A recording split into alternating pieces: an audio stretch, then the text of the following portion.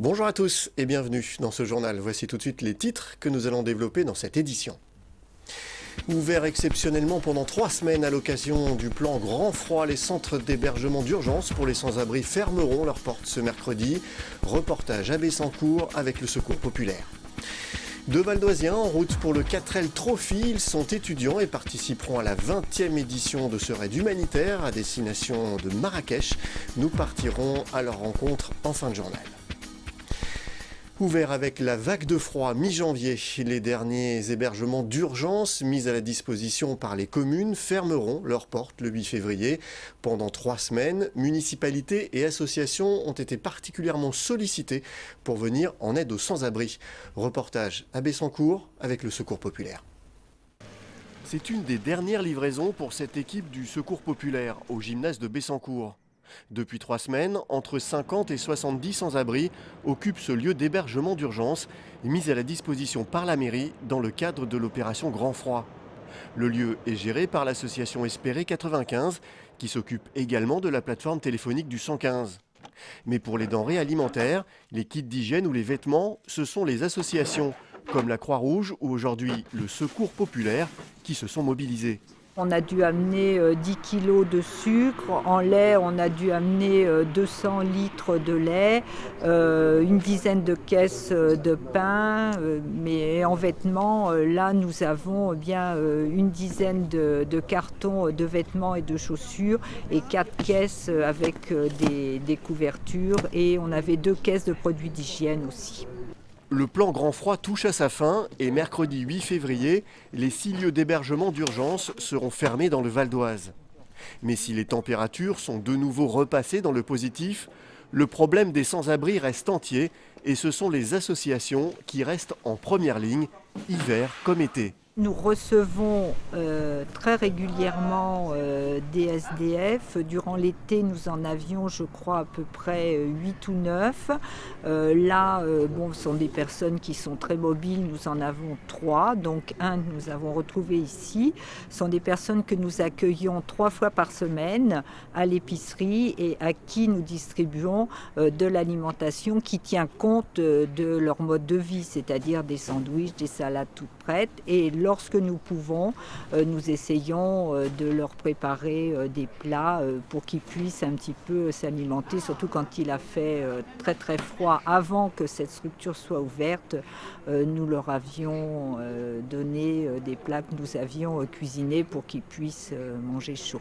Pour la ville de Bessancourt, qui s'est immédiatement portée volontaire pour ouvrir son gymnase, la question de l'aide aux sans-abri se pose après la fermeture du centre. Après, rien n'est vraiment prévu et ça ne nous suffisait pas. Donc on va sûrement faire une manifestation après, peut-être un film sur les sans-abri pour essayer de faire un petit peu réfléchir les gens davantage. Parce que c'est vrai que c'est insupportable le froid et être SDF, mais après ça reste dur. Ça reste dur, ils vont retourner dans leur tente, dans leur carton et tout ça, et non, ça va pas. Au total, un peu plus de 140 places ont été ouvertes dans 6 communes du Val d'Oise, des communes qui pourraient être de nouveau sollicitées par la préfecture en cas de retour du froid. Il y aura bientôt des croisières sur la Seine à La Roche-Guyon. Suite à l'enquête publique organisée à l'automne dernier, la commission d'enquête a rendu un avis favorable sur la création d'une nouvelle escale de croisière à La Roche-Guyon. Il sera ainsi possible pour les passagers de visiter la ville connue pour son château troglodyte, une commune également inscrite dans le parc naturel régional du Vexin français et du territoire des impressionnistes.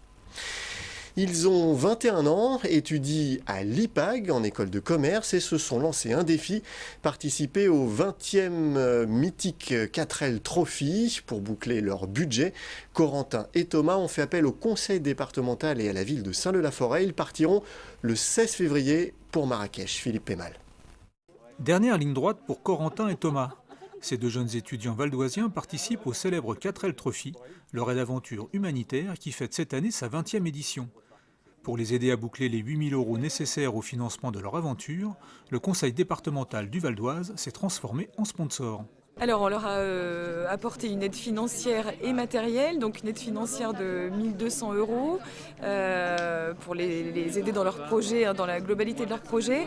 Et on leur donne également une aide matérielle pour apporter aux enfants qui vont retrouver à côté de Marrakech, à Sidi Ibrahim, des crayons, du matériel scolaire en fait, puisque le but de leur aventure est avant tout humanitaire. C'est une magnifique aventure, moi je suis vraiment content que le département finance, que la ville de Saint-Lô finance, parce qu'on a un Saint-Loupien qui part. Et moi je suis pro-entrepreneuriat et ça commence tout petit, c'est un état d'esprit de vouloir faire des choses, d'entreprendre. Et là, je leur souhaite bonne chance, je leur souhaite de profiter de cette aventure extraordinaire, de la mener à bout. Leur 4L, c'est elle. 175 000 km au compteur et déjà un 4L Trophy à son pédigré. Mais pour ce raid d'aventure à travers la France, l'Espagne et le Maroc, pas besoin d'avoir une voiture de rallye. L'important, c'est de participer et, si possible, d'arriver. Le 4L Trophy est avant tout une aventure humaine et solidaire. On doit ramener des fournitures scolaires et sportives que nous allons donner aux enfants marocains qui n'ont pas notre chance de pouvoir avoir tout le matériel nécessaire pour travailler et pour grandir. Il y a un minimum de 2 sacs à emmener, mais nous, on va emmener quand même pas un peu plus, avec le département qui nous donne ça aussi aujourd'hui. Et il y a aussi des denrées alimentaires à emmener, 10 kilos de denrées minimum, c'est pareil, après c'est pour la Croix-Rouge.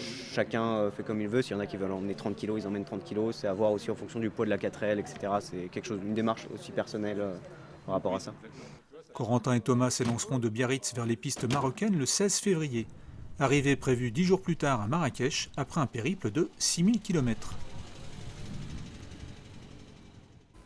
En sport, ce week-end, le Cergy-Pontoise Basketball s'est imposé 94-73 face au Tremblay Athletic Club au gymnase des Maradas. Après une première mi-temps très disputée 48-42 en faveur du CPBB, les hommes de Philippe Da Silva ont fait la différence lors de la seconde période. Au final, ce sera une victoire 94-73 des Cergy-Pontins dans ce derby. Le CPBB conserve sa première place de la poule C de National 2. Avec 1 point d'avance sur Vanves et Calais. Voilà, ce journal est terminé. Je vous en rappelle le principal titre. Ouvert exceptionnellement pendant 3 semaines à l'occasion du plan Grand Froid, les centres d'hébergement d'urgence pour sans-abri fermeront leurs portes ce mercredi. Au total, un peu plus de 140 places étaient ouvertes dans 6 villes du Val d'Oise, des communes qui pourraient être de nouveau sollicitées par la préfecture en cas de retour du froid. Merci d'avoir suivi ce journal. N'oubliez pas que l'info continue sur notre...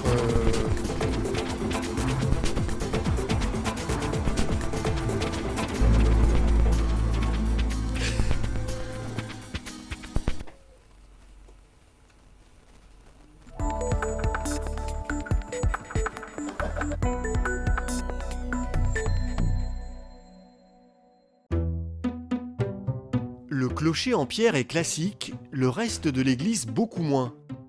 Elle est entièrement creusée dans la falaise. Nous sommes à Autil, dans le Val d'Oise, près de la Roche-Guyon. C'est la seule église troglodytique de la région et l'une des dernières de France. Son creusement en plein roc a été fait en 1670 environ. Ça a pris relativement peu de temps de la creuser, puisque les habitants d'ici avaient une grande habitude des constructions troglodytiques qu'ils utilisaient tant à usage d'habitation que pour les besoins de l'agriculture et de l'élevage. Et donc ils ont creusé ça en 2-3 ans, vers 1670. Voilà. C'est le seigneur du village, Nicolas Dongois, neveu du célèbre écrivain Nicolas Boileau, qui finance les travaux de construction de l'église. À l'intérieur, on y trouve un remarquable retable en bois sculpté. Ces boiseries magnifiques ont été cédées par l'évêque de Rouen. C'était dans la chapelle du tribunal de Rouen.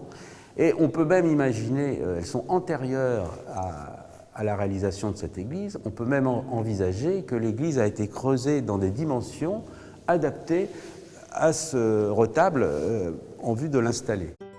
Les boiseries de l'église sont remarquables, mais ce qui surprend avant tout le visiteur, ce sont les nombreux trous qui tapissent les murs. Quelque temps après sa construction, un enduit est appliqué à l'intérieur de l'édifice pour lui donner un aspect plus traditionnel. Mais les bâtisseurs vont avoir un sérieux problème à résoudre. La craie présente un pH extrêmement faible. Tout ce qui est ciment, enduit, tient extrêmement mal dessus. Donc ils ont réalisé ce qu'on appelle des rétentions positives en creusant des petits trous dans lesquels se trouvaient des galets. Vous voyez qu'on voit très bien sur la voûte là-haut, ces petits galets qui sont coincés dans les cavités et l'enduit a été fait par-dessus. On constate quelques siècles après que ça n'a pas fonctionné parce que l'enduit il est tombé.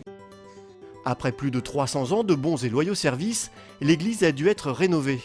Parmi les nombreux travaux, un dallage pour remplacer la terre battue d'origine et la restauration de la clôture en bois qui sépare la nef du chœur.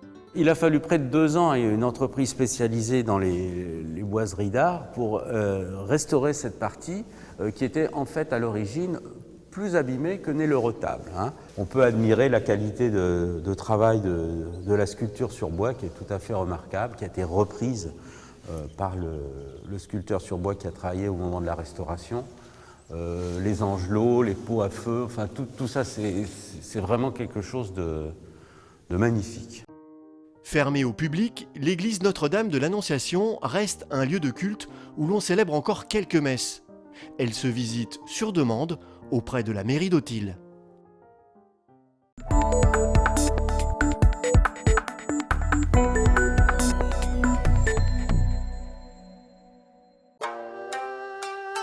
Bien à l'abri dans son écrin de verdure, le pavillon chinois de l'Isle-Adam veille sur la ville depuis plus de 200 ans. Ce pavillon en forme de pagode a été édifié par un riche héritier d'une dynastie de financiers et de mécènes, Pierre-Jacques Bergeret. En 1778, il achète le domaine de Cassan, une immense propriété comprenant un château sur une île, des étangs, des prairies et des marécages. Aidé par son ami le peintre Fragonard, Bergeret transforme le château, crée un parc à l'anglaise et fait construire le pavillon. D'inspiration chinoise, il reflète les goûts de son époque. En cette fin du XVIIIe siècle, la Chine fascine l'Occident. La mode est alors à la construction de fabriques chinoises. Une fabrique, qu'est-ce que c'est? Tout simplement, c'est une architecture en miniature qui orne un parc. C'est une promenade qu'on doit faire dans le parc. Et au milieu de cette promenade, on rencontre des architectures, des différents bâtiments qui nous permettent de nous reposer, de philosopher, de réfléchir, de se retrouver dans des lieux tout à fait différents. Ça nous permet de voyager au sein d'un domaine. À l'origine, le pavillon chinois n'est qu'un élément du parc imaginé par Pierre-Jacques Bergeret. Plus d'une quinzaine d'autres fabriques plus imposantes étaient prévues. Pris dans la tourmente de la Révolution française, Bergeret ne pourra achever son projet. Le pavillon chinois sera la seule fabrique qui verra le jour. Construit sur une base en pierre, servant de déversoir à l'étang, le petit pavillon en bois n'en reste pas moins une invitation au voyage. Nous sommes ici dans la partie supérieure du pavillon chinois et là on entre vraiment dans ce qu'on peut appeler les chinoiseries, donc vraiment en Chine. Toute la partie supérieure est en bois. Toutes les clochettes qui ornent le bâtiment tout autour sont elles aussi en bois. Elles sont là pour éloigner les mauvais esprits, ainsi que les lions-dragons que nous avons de part et d'autre des entrées du pavillon. En 1803, Pierre-Jacques Bergeret revend son domaine.